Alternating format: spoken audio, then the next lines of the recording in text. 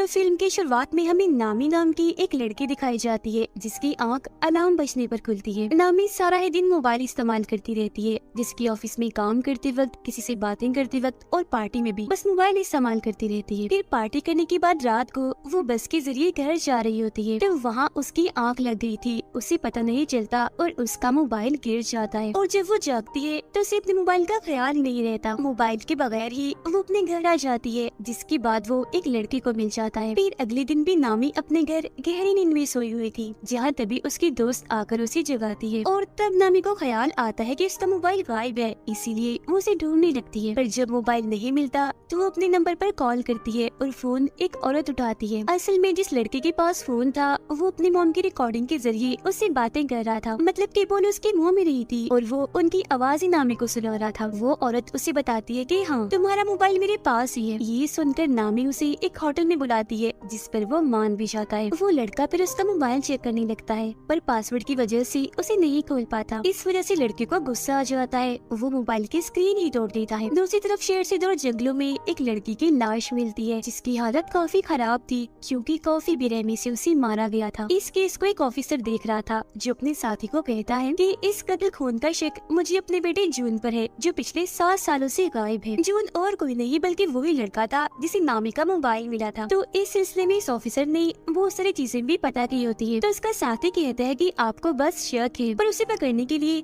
हमें सबूत इकट्ठा करने होंगे। उधर नामी अपने डैड के होटल में आकर उनसे मिलती है। उसे पता चलता है कि मेरे डैड का इंस्टाग्राम अकाउंट भी है, तो ये जानकर उसे काफी खुशी होती है। अब तभी नामी के पास उसी औरत की कॉल आती है जिसके पास उसका मोबाइल था। वो कहती है कि गलती से तुम्हारे मोबाइल की स्क्रीन टूट गई है, मैंने उसे ठीक करने के लिए मोबाइल की एक दुकान पर भेज दिया है, पैसे भी दे दिए, तो तुम उस दुकान पर जाकर अपना मोबाइल ले सकती हो। फिर थोड़ी ही देर बाद नामी अपना मोबाइल लेने के लिए उस दुकान पर पहुंच जाती है, जहां उसे जून भी दिखता है जिसने मास्क लगाया हुआ था। वो नामी के मोबाइल की डिटेल्स में उसका पासवर्ड भी पता लगवा देता है और फिर उसका मोबाइल ठीक करने के दौरान वो उसमें एक हैक करने वाला सॉफ्टवेयर भी डाल देता है और उसके मोबाइल का एक डुप्लीकेट फोन बनाकर नामी को दे देता है। वो फिर वहाँ से चली जाती है। अब जो नामी अपने मोबाइल पर कह रही थी वो सब जून भी देख रहा था, क्योंकि उसने नामी के मोबाइल को अपने कंट्रोल में कर लिया था और ये भी उसे चला सकता था। वो उसके चैट्स, इन्हीं मैसेजेस पर वो किससे बात करती है, कॉल्स, यहाँ तक कि खुद नामी पर भी कैमरा के जरिए नजर रख रहा था। फिर रात में जब नामी अपने डैड के होटल में काम करवा रही थी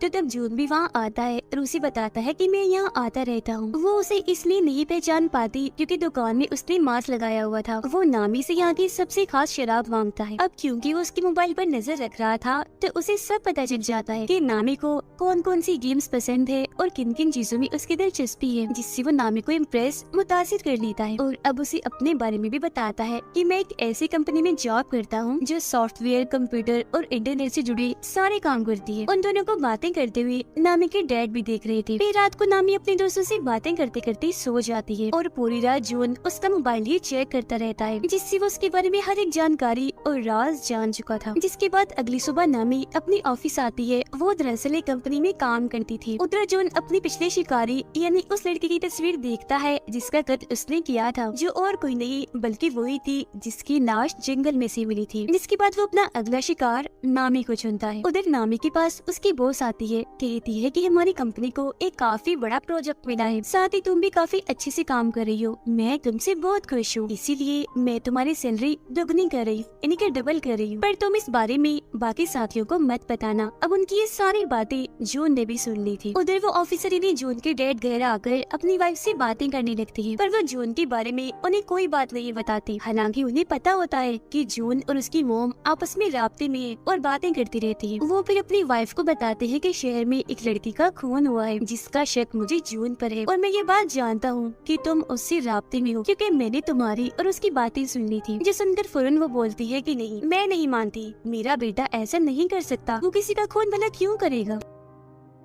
ठीक इसी वक्त ऑफिसर के पास उनके दोस्त का मैसेज आता है जो कहते हैं कि मुझे जून की लोकेशन का पता चल गया है, यानी वो जहाँ रहता है उस जगह का पता। उधर नामी अपने प्रोजेक्ट पर काम कर रही थी, काफी खुश थी वो, जबकि जून उसके घर जाता है और उसकी सारी चीजों को चेक करने लगता है, जिनमें उसे नामी का दूसरा मोबाइल भी मिल जाता है, यानी वो एक नहीं 2 मोबाइल इस्तेमाल करती है। उधर ऑफिसर की साथी उन्हें बताती है कि जिस जगह के बारे में मैंने आपको बताया है, इन्हें जून की लोकेशन पता चला है कि वो वहाँ सबसे चोरी रह रहा है। तो वो ऑफिसर इन्हें जून की डेट उस जगह पर जाने के लिए अकेले ही निकल पड़ते हैं। वो जब वहाँ पहुँचते हैं तो घर के अंदर भी चले जाते हैं और हर जगह की तलाशी लेने लगते हैं। साथ ही उन्होंने यहाँ की तस्वीरें भी बना ली थी। मरने वाले लड़के की मोम के बारे में भी इन्हें पता चल जाता है। इतनी ही देर में जून भी बाहर आ गया था। वो ये बात जान चुका था कि घर के अंदर कोई घुस आया है, इसीलिए चुपके से जब वो अंदर झांकता है तो अपने डैड को वहाँ देख लेता है। अंदर उसके डैड को लाश के नाखूनों पर लगी नेल पॉलिश भी मिल जाती है, जिससे उन्हें पता चल चुका था कि ये खून मेरे बेटे जून ने ही किया है। अब चालाकी से जून अपने डैड को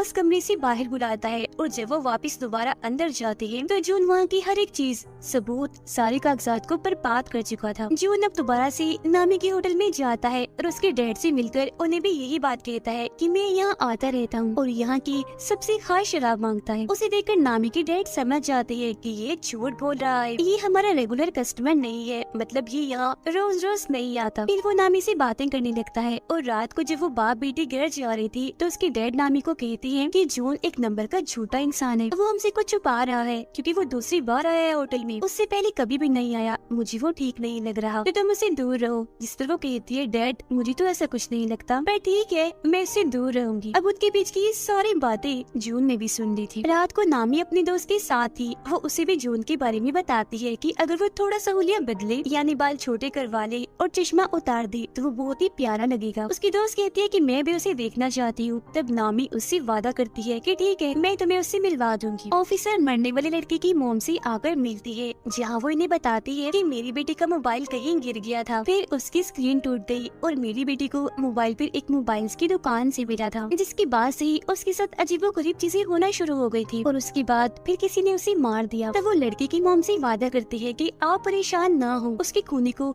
हम ढूंढ कर ही रहेंगे। नामी के डैड पर जब किसी काम से बाहर आते हैं तो जून उन पर हमला करके उन्हें पकड़ लेता है। इसी रात पुलिस को जंगल में से एक साथ 8 लाशें मिलती है, जिस वजह से ऑफिसर को काफी दुख होता है। फिर सुबह जब नामी की आँख खुलती है तो वो देखती है कि उसकी बॉस की तकरीबन 8 कॉल्स आई हुई है। साथ ही उसे अपने मोबाइल पर बहुत सारे मैसेजेस भी मिलते हैं, जिनमें उसने अपने दोस्तों को काफी बुरा भला कहा होता है। इसके अलावा अपने बॉस के बारे में भी काफी उल्टी सीधी बातें की हुई थी। एक पोस्ट भी डाली थी जिसमें उसने बता दिया था कि बॉस ने मेरी सैलरी दुगनी कर दी है। फिर वो अपने ऑफिस जाती है, जहाँ उसकी टीम उससे काफी नाराज थी। वो सबको बताती है कि मैं नहीं जानती वो सब किसने किया, क्योंकि मैंने तो एक भी मैसेज, एक भी पोस्ट नहीं की, पर कोई भी उसकी बात का यकीन नहीं करता और उसे वहाँ से निकलने का कहती है। वो अपनी बॉस से भी बात करती है, पर उसकी बॉस ने भी जॉब से उसे निकाल दिया होता है। वो उन्हें भी काफी समझाने की कोशिश करती है कि देखिए मेरी बात का यकीन करें, कोई भी पोस्ट, कोई भी मैसेज मैंने खुद से नहीं किया, मुझे लगता है किसी ने मेरा मोबाइल हैक कर लिया है, कोई मुझे फंसा रहा है, मतलब मेरे मोबाइल को कोई अपने कंट्रोल में लेकर चला रहा है, तो जरूर उसी ने किया होगा। जिस पर उसकी बॉस उसे ये साबित करने का कहती है और धक्के मारकर उसे वहाँ से निकाल देती है। इस चीज से उसे काफी दुख होता है। वो सीधा अपने दोस्त के पास जाती है और उसे सबके बारे में बताकर काफी रोने लगती है।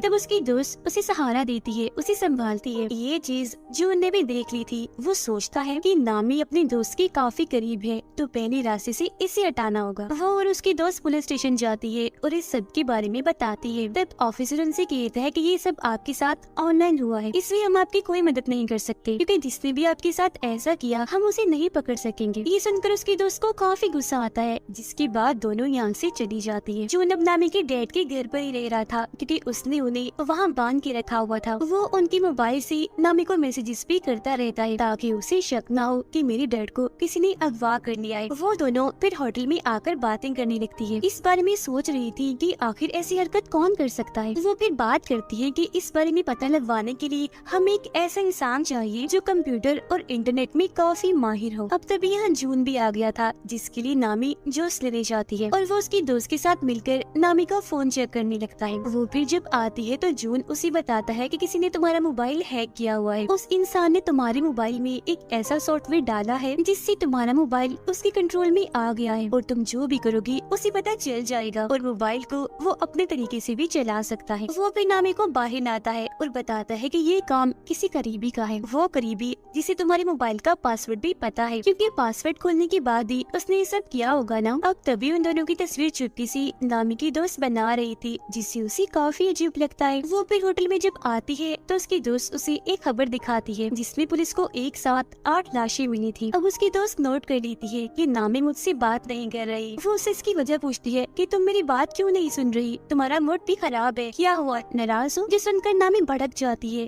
कहती है कि मुझे तुम पर शक है, ऐसा मेरे साथ तुमने किया होगा क्योंकि मेरी पासवर्ड तो सिर्फ तुम ही जानती हो। जो सुनकर उसकी दोस्त को काफी बुरा लगता है। वो कहती है कि तुम कल के आए उस लड़के जून की वजह से मुझ पर शक कर रही हो। ठीक है, अगर तुम्हें ऐसा ही लगता है तो मैं तुमसे दूर चली जाती हूँ। इतना कहने के बाद वो नामी से अपनी दोस्ती तोड़कर चली जाती है। वो काफी दुखी थी, रो रही थी और ये चीज जून भी देख लेता है। उधर पुलिस मरने वाले लोगों की लाशें जब उठा रही थी तब उनका सामान भी देखा जाता है, जो देखकर ऑफिसर काफी परेशान हो गए थे। तब उनका साथी कहते हैं कि ये काम आपका बेटा ही कर रहा है, हम जानते हैं, तो हमें उसे पकड़कर रोकना होगा जल्द से जल्द क्योंकि चीजें काफी आगे तक निकल गई हैं। तब ऑफिसर कहती है तो सबसे पहले तुम उस मोबाइल की दुकान को ढूंढो जहाँ जून काम करता है, जिस पर उसका साथी हाँ बोलता है और ये दोनों वहाँ से निकल जाते हैं। नामी होटल में बैठी अपनी और अपने दोस्त की वीडियो देख रही थी। वो काफी दुखी थी और अपना मोबाइल गिरा देती है जिससे स्क्रीन फिर से टूट जाती है। उधर ऑफिसर और उनके साथी को जो उनकी मोबाइल्स की दुकान मिल जाती है, पर उसने यहाँ की हर चीज को तबाह बर्बाद कर दिया था। लेकिन कुछ पेपर्स के जरिए उन्हें 8 कस्टमर्स के बारे में पता चलता है जो और कोई नहीं बल्कि वही लोग थे जिनकी लाशें इन्हें मिली थी। ऑफिसर बताते हैं कि मुझे 9वीं लड़की की डिटेल्स भी पता है जो मरने वाली है और वो डिटेल्स मुझे जून के घर से ही मिली थी, तो अब हमें उसको बचा लेना चाहिए। जो सुनकर उनका साथी कहता है कि हमें इस सब के बारे में खबरों में भी चला देना चाहिए ताकि जून को जल्द से जल्द पकड़ा जा सके। अब तभी इधर नामी भी आ जाती है। उसने इन दोनों की बातें सुनी थी और जब वो वहाँ जून का नाम देखती है तो समझ जाती है कि और किसी ने नहीं बल्कि जून ने ही मुझे फंसाया है। उसने मेरा मोबाइल हैक करके वो सारी मैसेजेस और पोस्ट की थी, उसकी वजह से ही मैं आज अकेली हूँ, मेरे पास नौकरी भी नहीं है और मेरी इतनी अच्छी दोस्त भी मुझे छोड़कर चली गई है। वो मजीद जून की कंपनी में कॉल करती है जहाँ से उसे पता चलता है कि इस नाम का कोई भी वर्कर यहाँ काम नहीं करता। जो सुनकर नामी को जून पर काफी गुस्सा आता है और वो फैसला करती है कि मैं उसे अपना बदला लेकर उसे सबक सिखा कर ही रहूंगी। उसकी ये बातें ऑफिसर ने भी सुन ली थी, पर वो उसे ये बात नहीं बताते कि जॉन एक सीरियल किलर भी है, यानी एक खूनी जिसने न जाने कितने लोगों को मार दिया है। पर वो सिर्फ ये कहते हैं कि मैं भी जून को पकड़ना चाहता हूँ, वो अच्छा लड़का नहीं है। जिस पर नामी उन्हें एक आइडिया देती है कि मैं ऐसा करूंगी कि उसे मिलने के लिए घर बुला लूंगी, मैं आप लोगों को भी बता दूंगी, तो उसे पकड़ने के लिए फौरन आप लोग आ जाना। जिस पर वो दोनों ऑफिसर्स मान जाते हैं। फिर अगले दिन जून के पास नामी का मैसेज आता है जो उसे मिलने के लिए बुलाती है, जबकि उसके घर के बाहर नीचे दोनों पुलिस ऑफिसर्स गाड़ी में जून की आने का इंतजार कर रही थी। अब जून नामी की ख्वाहिश के मुताबिक अपना हुलिया बदलता है, जिसे वो अपने बाल काट कर चश्मा उतार कर उसे मिलने चाहता है। वो उसके घर के बाहर नीचे पहुँचता है जबकि नामी ऊपर अपने घर में तैयार हो रही थी। नीचे जब जून आगे बढ़ रहा था तो दोनों पुलिस ऑफिसर्स उसे पकड़ लेती है, पर उसका चेहरा देखकर समझ जाते हैं कि ये जून नहीं है बल्कि कोई और ही है, क्योंकि दरअसल हुलिया बदलने की वजह से वो उसे पहचान नहीं पाई। अब जून उन दोनों को धमकाने लगता है कि मैं तुम्हारे खिलाफ रिपोर्ट करूंगा क्योंकि मैं मासूम हूँ, बेकसूर हूँ और तुम मुझ पर शक करके गन दिखा रही हो। जिस पर ऑफिसर का साथी कहते हैं वो दरअसल हमें गलतफहमी हो गई थी, हम किसी खूनी को ढूंढ रही है। पर जून उनसे कहता है कि खैर जो भी है देख लूंगा तुम्हें।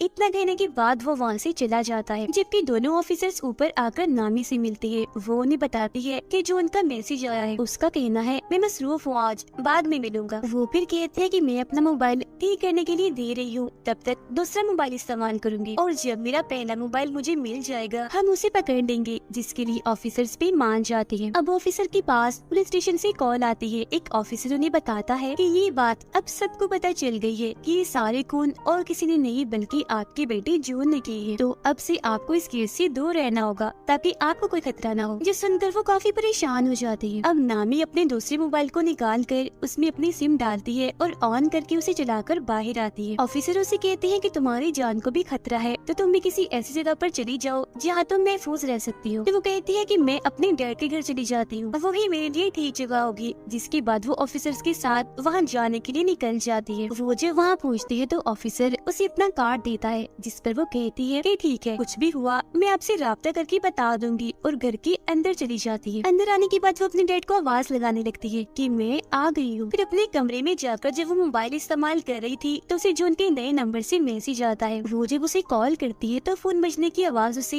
यही इसे घर से आ रही थी। वो चौंक जाती है और फौरन ऊपर जाकर चेक करती है, पर वहाँ पर कोई भी नहीं था। लेकिन वो फिर भी डर गई थी, इसीलिए ऑफिसर को फौरन कॉल करने लगती है। पर तभी उसका मोबाइल अपने अपने आप ही चलने लगता है। जो देख वो समझ गई थी कि जून ने इस मोबाइल को भी हैक कर लिया है। उसे अपने डैड की फिक्र होने लगती है, तो वो उन्हें हर जगह ढूंढ रही थी जहाँ उसे जून मिल जाता है। वो कहता है कि अगर तुम अपने डैड को जिंदा देखना चाहती हो तो दोनों ऑफिसर्स को अभी मैसेज करो कि मैं यहाँ बिल्कुल ठीक हूँ, महफूज हूँ, तो आप फिक्र मत करना, हम 2 दिन के बाद मिलेंगे। अब ना चाहते हुए भी नामी अपने डैड की जान बचाने के लिए उन्हें ये मैसेज कर ही देती है। वो यहाँ उसे पूछती है कि मैंने तुम्हारा क्या बिगाड़ा था, तुमने मुझे ही क्यों पकड़ा? तो वो बताता है कि मुझे तुम्हारा मोबाइल बस में से मिला था, तो इसीलिए मैंने तुम्हें अपना शिकार चुना, क्योंकि जाहिर है मोबाइल के जरिए मुझे तुम्हारे बारे में सब पता चल सकता था, तो भला मैं तुम्हें फिर कैसे छोड़ता। फिर वो नामी को बाथरूम में उसके डैड के पास लाता है जहाँ उन्हें बांध के रखा हुआ था। वो उन्हें मारने की धमकी देता है। तब नामी कहती है कि तुम मेरे डैड को मत मारो प्लीज, मैं कुछ भी करने को तैयार। जो सुनकर जॉन उसे खुद को टेप की मदद से बांधने का कहता है, और जब नामी उसकी मदद से ऐसा कर लेती है तो वो उसके डैड को डुबोकर मारने के लिए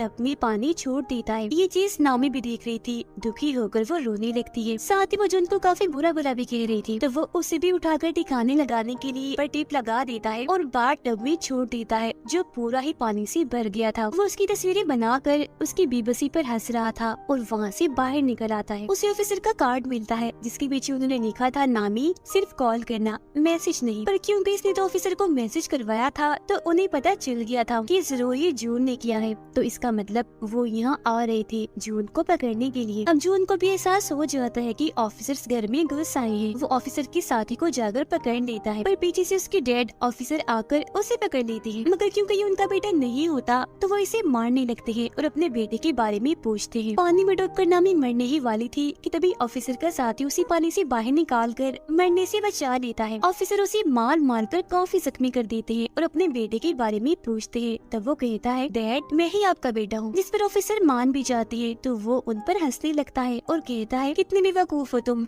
अपने बेटे की पहचान भी नहीं है। ये सुनकर ऑफिसर भड़क जाते हैं और उसे दोबारा से मारने लगते हैं। उधर नामी को भी होश आ गई थी। वो देखती है कि ऑफिसर के साथी उसके डैड को होश में लाने की कोशिश कर रही है, पर वो उठ ही नहीं रही। ऑफिसर फिर जो उनका बैग चेक करती है जिसमें से उन्हें जो उनके सारे शिकारों का सामान मिलता है, यहाँ तक कि 0 नंबर वाले शिकार का भी, इन्हीं सबसे पहले वाले शिकार का, जो कि असल में और कोई नहीं बल्कि उनका बेटा जून था। इस कोने के पास ऑफिसर की वाइफ और उसके बेटे की सारी डिटेल्स मौजूद थी। इन्हें जो 7 साल पहले गायब हो गया था, असल में वो गायब नहीं हुआ था, 7 साल पहले ही इस कोने ने उसे मार डाला और तभी से जून की पहचान देकर इन्हें जून बनकर लोगों को मार रहा है। ये जानकर ऑफिसर को काफी दुख होता है, इसीलिए वो गन लेकर खूनी को मारने के लिए जाते हैं। खूनी उन्हें बताता है कि मैं आज भी जून बनकर तुम्हारी वाइफ से बात करता हूँ। कितने भोले हो आप लोग, पता लगवा ही नहीं पाए कि जिसे तुम बात कर रहे हो अपना बेटा समझकर वो तो तुम्हारे बेटे का असली कातिल है। उसकी ये सारी बातें नामी भी सुन लेती है। वो गुस्से से भरी बाहर आती है, ऑफिसर से गन छीनकर उस खूनी को मार देती है। वो फिर देखती है कि मेरे डैड को होश आ गई है, मतलब कि वो जिंदा है। इस बात से जज्बाती होकर वो अपने डैड के गले से लगकर काफी रोती है। फिर उसका इलाज करने के लिए उसे एम्बुलेंस के जरिए